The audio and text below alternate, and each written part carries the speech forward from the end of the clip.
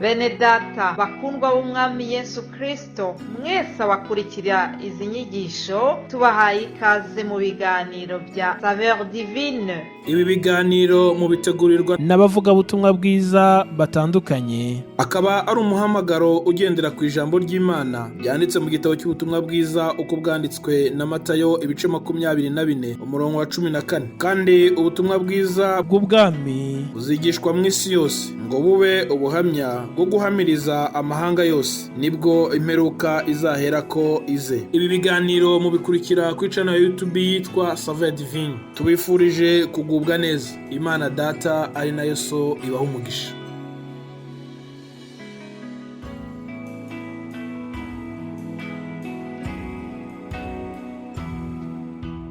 Nshuti bakunze ibi biganiro bica ku rubuga rwa Saveur Divine, ndabaramukije. Muri kumwe na mwene so Pasteur Nsengiyumva Nestor i Bujumbura i Burundi. Nagomba ngo dusangire ijambo ry'Imana rigaragara mu cete ca kabiri canditswe na Petero mu gice ca mbere, duhereye ku murongo wa 3 tugeze ku murongo wa 6. Havuga ngo kuko ubushobozi bw'ubumana bwayo bwaduhaye iby'ubugingo no kubaha Imana byose, tubiheshwa no kumenya neza uwaduhamagarishije ubwiza bwiwe n'ingeso ziwe nziza. Ibyo byatumye aduha ibyo yasezeranye by'akaburarugero bihambaye cyane, kugira ngo bibatere gusangira n'Imana akameremere kayo, mumaze guhunga muva mu iborero ryazanywe mu isi no kwipfuza. Mbere ku bw'iyo nyanduruko nyene, ubwanyu nimugire umwete wose, ukwizera kwanyu mukongere ko ingeso nziza, ingeso nziza muzongere ku ubwenge, ubwenge mubwongere ko ukwirinda, ukwirinda mukongere ko ukwihangana, ukwihangana mukongere ko ukubaha Imana. Nagomba ngo twiyumvire cyane kuri iri jambo ryitwa ukwizera, noneho kongewe ko ukwihangana. Usomye ijambo ry'Imana rirerekana neza ko ukwizera ari ikintu gikomeye mbere c'urufatiro ku muntu avuga ko yubaha Imana. Wandikiye Abaheburayo mu gice ca 11 ku murongo wa 6 yavuze ngo utizera ntibishoboka kwahimbara Imana.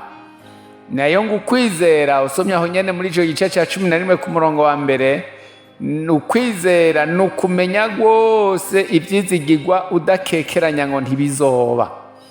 Ariko uko kwizera kuri konyene Petero ariko yerekana ko kudahagije. Hambavu yuko uko kwizera dukwiye kukongerako zaba ingeso nziza, bwaba ubwenge, kwaba ukwirinda, ariko kandi uko kwizera tukongere ko ukwihangana. Abantu benshi barizera, mbere n'abadayimoni nabo bakizera ko Imana ari imwe. Nico gituma rero ukwizera konyene kudahagije, dukwiye kukongera ko ukwihangana. Kubera iki dukwiye kukongera ko ukwihangana? Turacari mu isi irimwo ibibazo bitandukanye. Udafise ikibazo iki afise kiriya. Nta muntu mu isi yovuga ngo ntafise ibibazo. Ibibazo gusa birarutana kandi ntibisa. Iyo rero umukristo avuga ko afise ukwizera ariko akabura ukwihangana, ubukristo bwiwe buba bufise ikintu kininiya cyane gihaze. Ukwihangana nagomba kubabarira ngo ni imwe mu mbuto za mpwemu yera, nk'uko tubisanga mu rwandiko Paulo yandikiye abigaratiya mu gice ca 5 ku murongo wa 22. Mu yandi majambo vyumvikana ngo iyo umuntu atakwihangana muri we, nta nambwe mu yera aba ari muri we.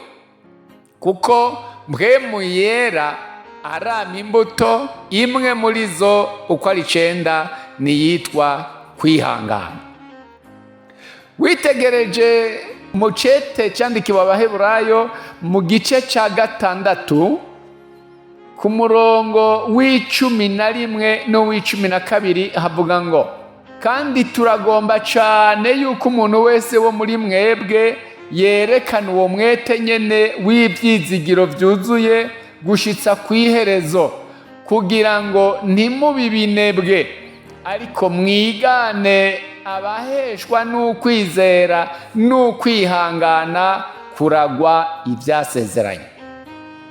Iyo rero umukristo afise uko kwizera muri we, agaca kongera ko ukwihangana, dubonye hano ngo uko kwihangana kumushikana kukuragwa ibyasezeranywe. Mu gwete gwanditswe na Petero canke mu ikete ryanditswe na Petero, twabonye yuko ukwizera twagize muri twebwe, tukizera ko Kristo Yesu yaje mu isi kandi ko yapfiriye ibyaha byacu, agahambwa, akazuka ku munsi ugira 3 nk'uko ibyanditswe byarabivuga. Kwizera kwacu kugatuma tumwakira nk'umwami n'umukiza w'ubugingo bwacu. Hari ibintu by'ubushobozi bw'ubumana bwaciye rero bwinjira muri twebwe, ubwo bushobozi buduha ubugingo. Kandi twabonye ngo uko kwizera no kwakira Kristo Yesu, hanyuma nawe akaduha ubugingo budashira bukaba muri twebwe, byarabandanije bituma duha ibyo yasezeranye, kandi ibyo ngo ni iby'akaburarugero, mbere biranahambaye cyane, bigeze umuntu kugusangira akameremere nayo. Mu kamere kimwe mu bigize akamere k'Imana ni ukwihangana. Witegereje ibiriko birabera ku isi, witegereje ubwicanyi buri ku isi, witegereje ibyitwa ubugome buri ku isi, ubugizi bwa nabi, ibyaha by'uburyo bwinshi, iyo aba Imana itihangana iba yaramaze kurandura isi. Ati ijambo ry'Imana rivuga ngo ukwihangana kwayo nagakiza kuri twebwe, kandi nkako yitaba yarihanganye, birashoboka ko jewe ntoshikiriwe, birashoboka ko nawe unyumva utoshikiriwe n'agakiza, ariko kwihangana kwayo n'ubiracihanganye kugira ngo irabe ko abantu bokizwa. Nimuze rero natwe tube abihangana, kugira ngo natwe uko kwihangana tukongeye kukwizera bize bidushitse kukuragwa ibyasezeranywe. Hari ukwihangana twabonye mu witwa Aburahamu, yasezeraniwe n'Imana amasezerano, kandi agerageza gukora ibyo Imana imubariye gukora, yihanganira ubutama no kutaba mu gihugu cy'iwabo n'ibindi byose byagiye yagiye ahwana nabyo mu rugendo cyangwa mu buzima bwiwe bwa misi yose, ariko igihe kigeze Imana imushitsa ko ibyo yamusezeraniye. Twarabonye mu ijambo ry'Imana ukwihangana kwa Yobu, yahwanye n'amageragezo akomeye, arimo no kuvugwa nabi gushika no ku mugore wiwe, ariko kwihangana kwiwe kwatumye igihe cy'Imana kigeze, Imana ishitse amasezerano yayo kuri we, asubira kugira umubiri mwiza utarimo indwara, asubira kuronka ibintu naho byari byaramuheze ko, n'abantu baramugaruka ko mbere bamusaba n'ikigongwe kubera ukwihangana. Ariko ndushiriza kubona ukwihangana gukomeye kwa Kristo Yesu. Haleluya. Ijambo ry'Imana rivuga ngo igihe abayuda bari bamaze kumufata, kandi kubera ko igihe ciwe cyo gucungura abantu cyari kigeze, yihanganira kubohwa n'abo yaremye. Muzi ko ari umuremyi wa byose. Yihanganira gukubitwa n'abatomukubise, yihanganira kwikorera umusaraba, yihanganira ibitutsi by'abamututse kugeza ahaheba agatukwa n'uwo babambanywe, arihangana kugeza ashitse ku ntumbero yamuzanye, niyo gupfira abana b'abantu. Uko kwihangana kwiwe niko kwaduhaye ubugingo. Haleluya.